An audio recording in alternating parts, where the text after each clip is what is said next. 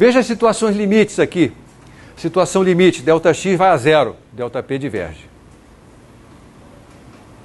Outro limite, ΔX diverge, vai para infinito, ΔP vai a zero. Aí nós sabemos disso. Se eu tenho um pacote de ondas cujo tamanho vai aumentando indefinidamente, eu recupero a onda senoidal, que ocupa o espaço inteiro.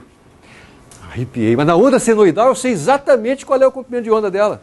Portanto, sei exatamente qual é o momento associado a esse objeto. Tá certo? Então nós partimos dessa ideia de que uma onda senoidal estaria associada a uma partícula. Sabíamos que isso estava um pouquinho incorreto, porque uma partícula ela está de certa maneira localizada. Quando um elétron é emitido pelo canhão de elétrons do tubo de imagem de uma televisão, ele trafega entre o canhão e a tela. Então eu não poderia representar esse elétron por uma onda senoidal infinita, porque isso quereria dizer que ele tem igual chance de estar em qualquer lugar do espaço, o que não é verdade. Eu sei que ele tem que estar entre o canhão e a tela.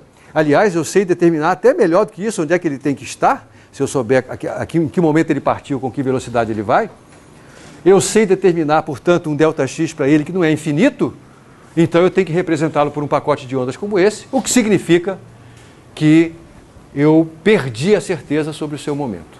Então, a única chance que eu tenho de saber precisamente o momento de um objeto quântico é quando eu não sei nada sobre a posição dele. Essa abstração, uma coisa sobre a qual eu não sei onde ela está, mas sei precisamente como é que ela anda, a gente vai utilizar. É uma abstração útil. Por quê? Porque é muito mais fácil fazer conta com uma função que é um cosseno ou um seno. A gente vai trabalhar um pouquinho com essa abstração de um objeto completamente deslocalizado, mas com um momento perfeitamente bem definido, porque para a gente construir o objeto real, que é um pacote, basta a gente somar vários desses. Então, se eu souber manipular cada um desses que eu vou somar, eu vou ter uma informação sobre a soma. E saber manipular cada um é fácil, porque é uma função simples da gente manipular. Funções cosseno e seno são funções simples. Para você que uma relação como essa tem que ser verdadeira para as três componentes do vetor posição e, portanto, para as três componentes do vetor momento. Cada uma dessas é chamada uma relação de incerteza. Então, nós nos referimos ao conjunto das relações de incerteza. O conjunto das relações de incerteza, que envolve, além dessas, mais uma sobre a qual eu vou falar daqui a pouco, nós chamamos de uma forma coletiva de o princípio da incerteza. O princípio da incerteza se deve, a sua concepção original, se deve a um físico chamado Werner Heisenberg, que em 1925, 2 anos, portanto, depois da hipótese de de Broglie, Heisenberg, em 1925, fez uma proposta que veio a resultar na mecânica quântica. Em 1926, um outro físico, um austríaco, chamado Erwin Schrödinger, fez uma proposta alternativa. As duas propostas diziam respeito, na verdade, tanto ao descritor usado como à equação de movimento. Nós vamos estudar aqui a formulação de Schrödinger, simplesmente porque ela é mais simples, a matemática dela é um pouco mais simples. Mas poucos anos depois, 2 anos depois, Max Born provou que as duas eram completamente equivalentes. O que é uma coisa curiosa, quer dizer, 2 físicos independentemente construíram 2 formulações aparentemente nada a ver uma com a outra e depois se prova que elas, na verdade, são iguais.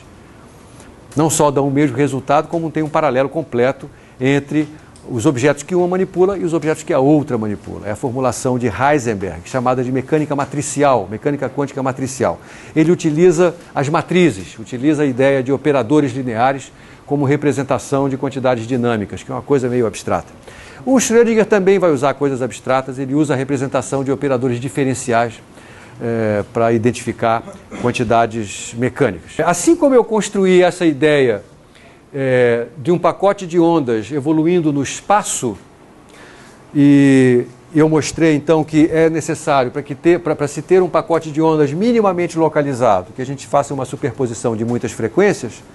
Então eu estava olhando para a evolução de um objeto quântico num determinado instante, eu tirei uma fotografia do objeto quântico nesse momento, né?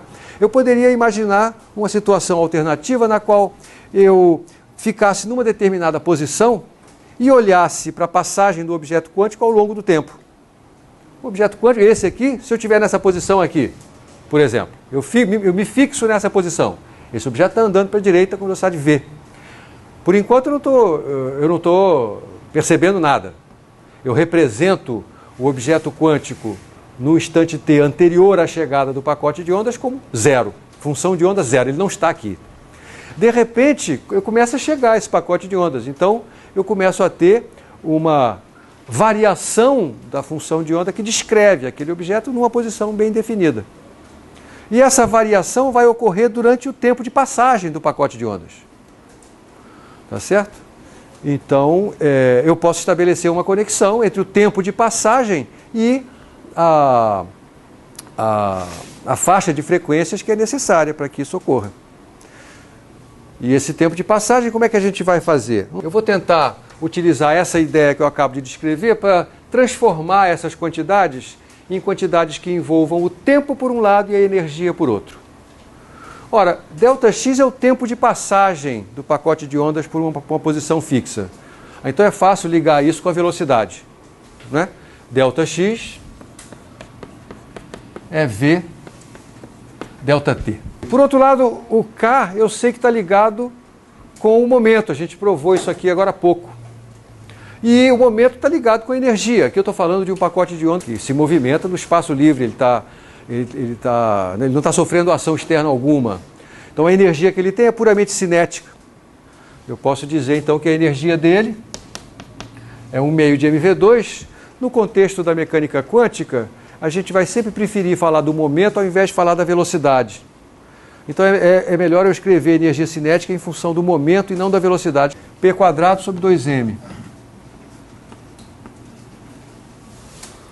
Aí tem uma brincadeira assim, ó, se a energia é P² sobre 2m, eu posso imaginar que a energia é função do momento, e eu posso imaginar a diferencial dessa função, uma função quadrática. Diferencial de uma função, o que é? É a derivada da função multiplicada pela diferencial da variável independente, que nesse caso aqui é P, o momento. Eu quero dizer que eu posso escrever dE como sendo a derivada disso aqui, que é 2P sobre 2m vezes dp. Ora, mas se isso aqui é verdade para diferenciais, isso aqui é aproximadamente verdade para coisas um pouquinho maiores do que dp, ΔP. E aí eu escrevo assim, ó, ΔE é P sobre m ΔP. E agora eu vou usar essas relações para transformar. Onde aqui aparece ΔX e ΔP, eu vou botar ΔE e ΔT. Vamos ver o que resulta. Onde tem ΔX, eu boto V ΔT. Tá legal? Onde tem ΔP, bom, isso aqui é V, né, também. P sobre M é V. Onde tem ΔP, eu posso botar ΔE sobre V. O V desapareceu. Esta é a quarta relação de incerteza que eu vou copiar aqui. Veja que com a formulação que eu dei, ΔT é o tempo de passagem do pacote de ondas. É a incerteza no tempo, né, para localizar a chegada desse pacote de ondas numa dada posição. Porque quando é que eu sei que o objeto representado pelo pacote de ondas chegou aqui? Quando chega o início do pacote, o meio ou o fim? Eu tenho uma incerteza sobre isso. Essa incerteza é o ΔT. Ora, o pacote de ondas é formado pela superposição de ondas de várias frequências. Ora, a frequência corresponde à energia. Portanto, é uma superposição de ondas de várias energias. Aqui está a incerteza na energia. Então, a incerteza na energia multiplicada pela incerteza no tempo é maior ou igual que H cortado sobre 2. Agora eu vou extrapolar esse significado. Nós sabemos, porque estudamos a fenomenologia dos espectros de absorção e de emissão, nós estudamos lá que eu consigo excitar um átomo, levar o átomo para um estado excitado, por exemplo, bombardeando ele com luz, com radiação, e aí ele sozinho ele não gosta de ficar no estado excitado, não é verdade? Ele decai para o estado fundamental. Nesse decaimento ele emite um fóton, né? E esse fóton vai fazer parte do espectro de emissão desse átomo. Isso quer dizer que um estado excitado atômico, ele não dura infinitamente. Ele tem uma duração finita, certo? Essa duração finita está associada à incerteza no tempo que eu tenho de localizar o átomo num estado excitado. Então, se eu quero... O átomo está no estado excitado. Peraí, durante quanto tempo ele ficou no estado excitado? Esse é o ΔT. É a incerteza que eu tenho na determinação de que ele está no estado excitado. Ora, se ele está num estado que não vai durar para sempre, cujo ΔT é finito, finito significa é maior do que zero e é menor do que infinito, é isso que é finito. Então isso aqui é um valor finito. Isso quer dizer que a energia associada a esse estado excitado não está bem definida também. Ela tem uma incerteza que é ΔE. Nós dizemos o estado excitado tem uma largura em energia. O valor da energia do estado excitado não é uma coisa completamente bem definida. Ela tem associada a ela uma incerteza ΔE. Por isso que quando você olha para um espectro de emissão, você vê as linhas largas, você não vê as linhas fininhas, elas têm uma certa largura. É verdade que a largura é pequena, mas os espectrômetros modernos são capazes de determinar essa largura. Então você pode ter situações assim, ó.